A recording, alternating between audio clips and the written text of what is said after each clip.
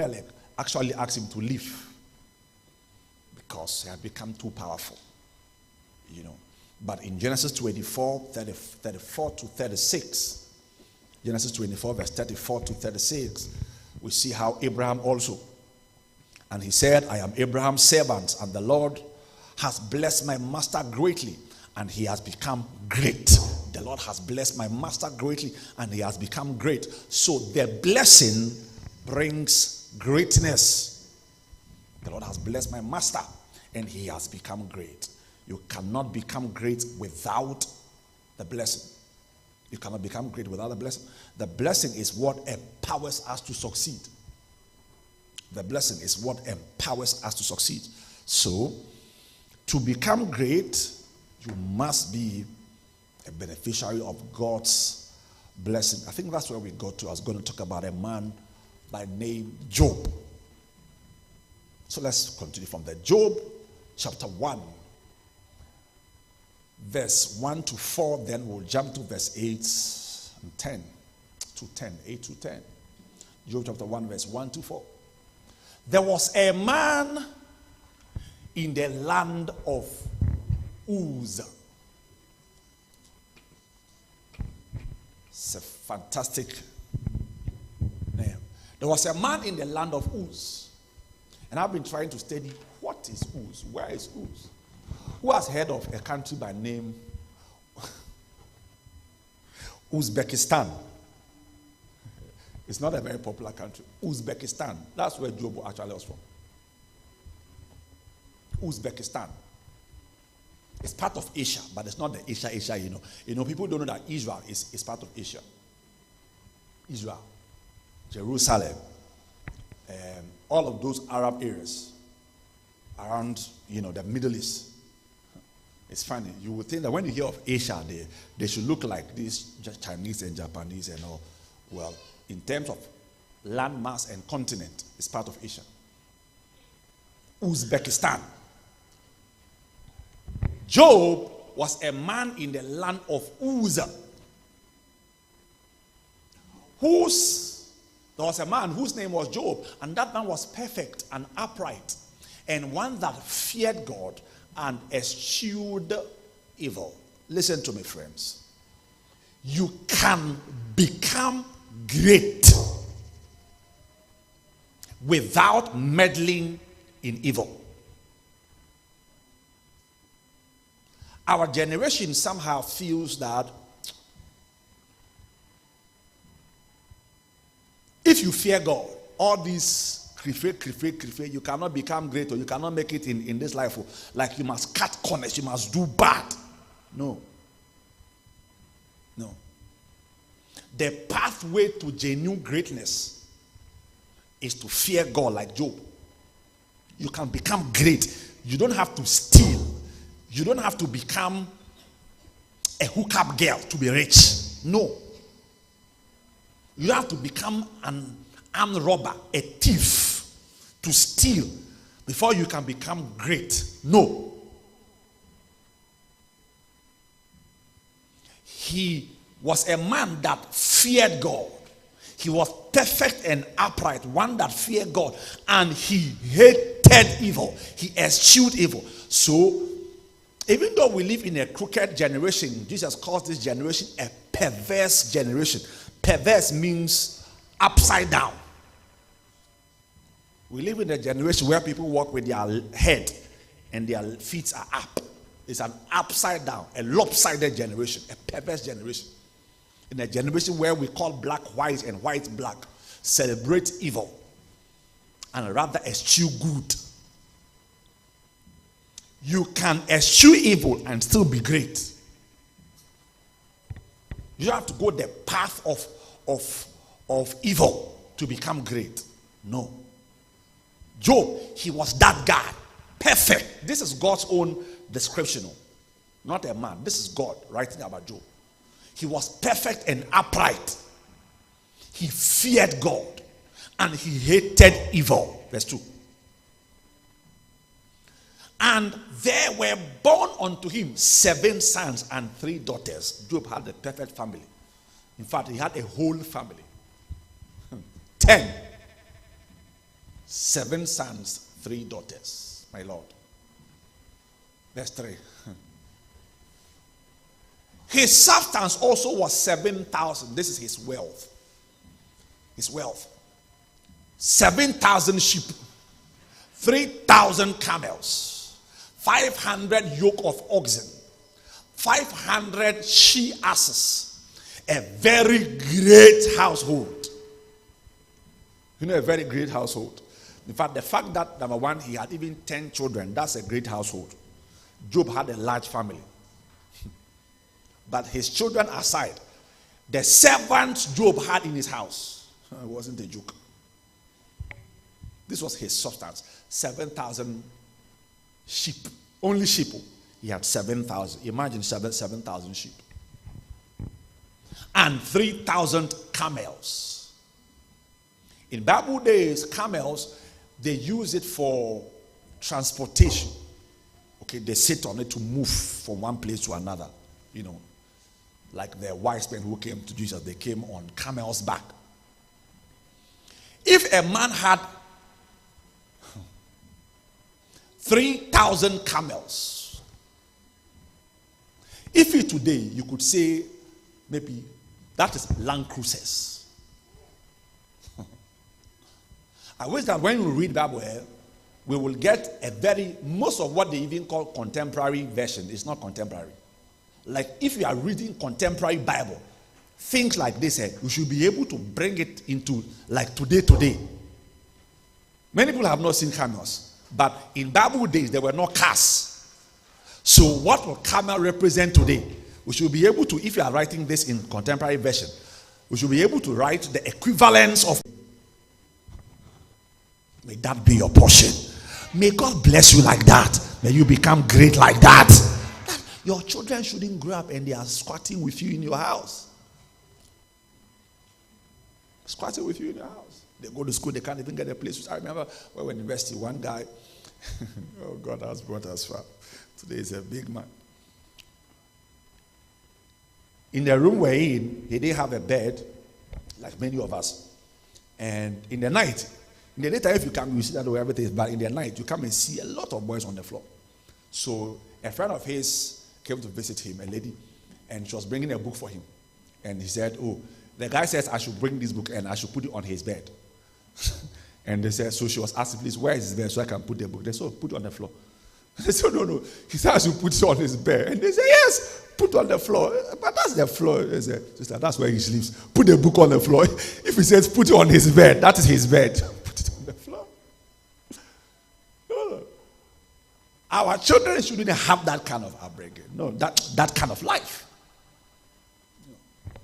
If they go to school, they should have a place comfortable. After school, they should have a comfortable. Look at Job. His sons went out and feasted in their houses, not in their father's house. Everyone his day. So they used to celebrate day by day. Like, okay, today, this Sunday, we are going to, maybe he has a son called Emmanuel. Today we are going to Emma's house. Next week, we'll go to David's house. Next week, we'll go, they took turns. And I can bet you it wasn't any shanty houses. It was powerful houses. Everyone his day, 10 by 10, and feasted. They did parties. So you can be a Christian and still be partying. It is not a sin. There's Nyamisum is fun. Job's children, they had feast. But of course, not the kind of feast that the world will be doing. Not feast where you are just throwing alcohol left, right, center. No. His sons went and feasted in their houses, everyone his day. And he sent and they called for their 3 sisters to eat and to drink with them. Verse 5. Okay, let's jump to verse 8, I think, because of time.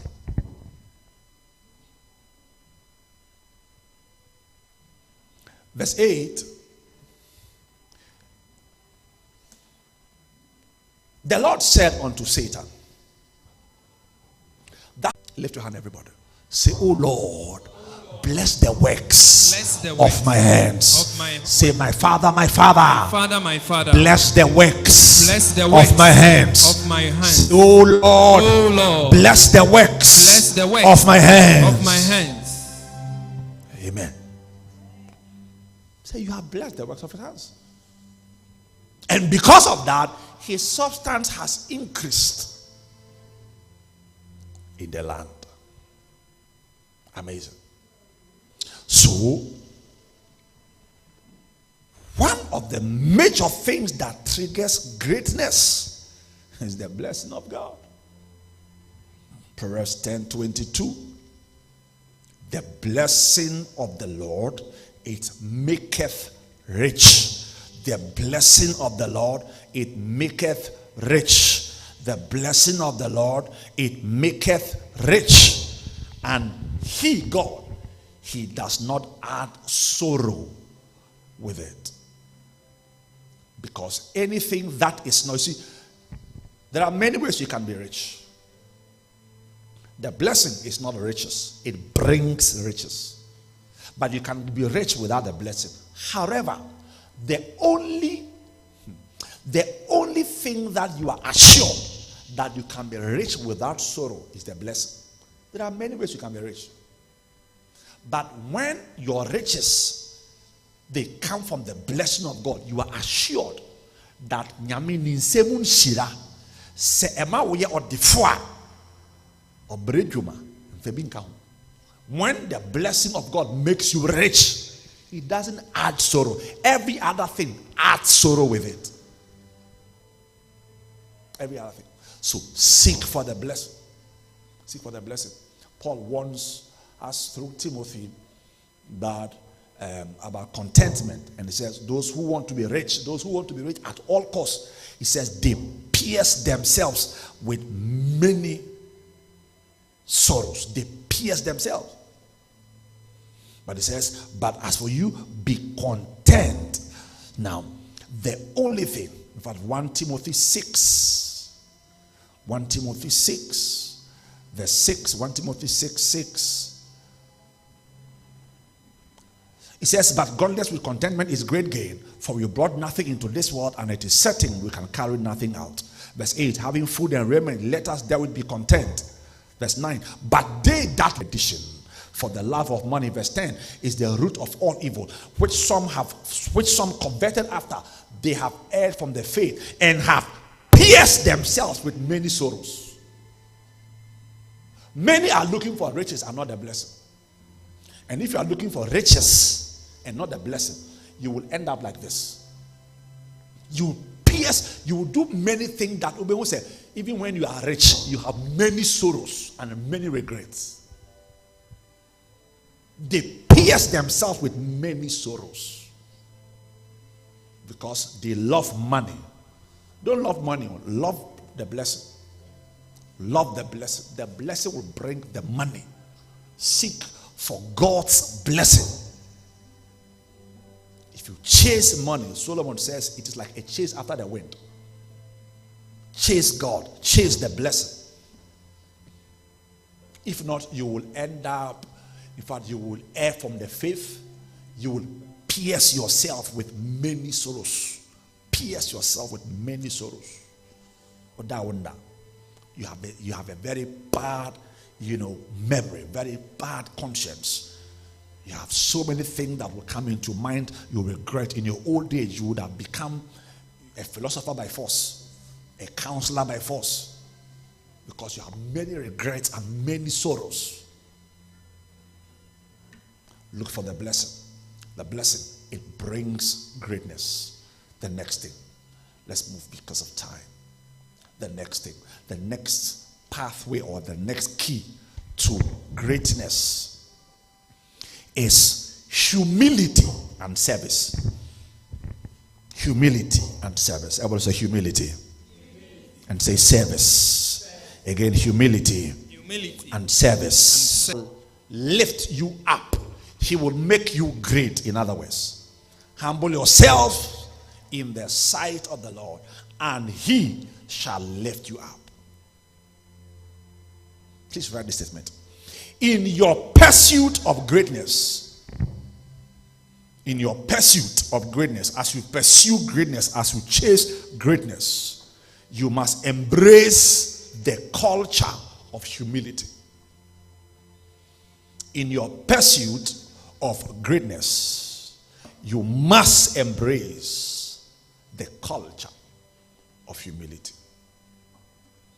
Those who want to be great in God's way, you must seek to be humble.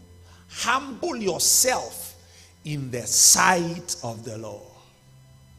Sometimes people are humble, but it is in the sight of men. Oh, you can see me and say, oh, daddy, oh, and then you bow, oh, then, oh, wow, that's a humble person.